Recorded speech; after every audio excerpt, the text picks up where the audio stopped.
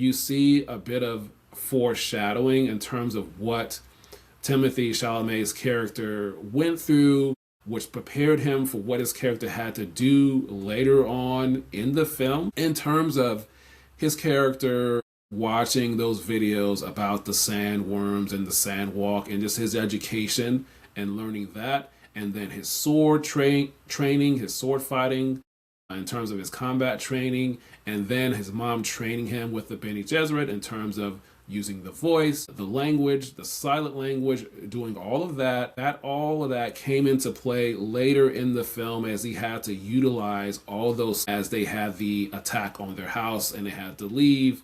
And there was just the two of them using all of those things later in the film when they were in the desert and doing the sandwalk, when he had to have the trial by combat, which he eventually won. So all of those things that he was doing earlier in the film definitely came into play. Another thing is Zendaya's character. She starts the movie off talking, but she had limited screen time, less dialogue, but she had a presence and it was impactful. And obviously she has more screen time, she has more lines in the second film, probably in the third film as well.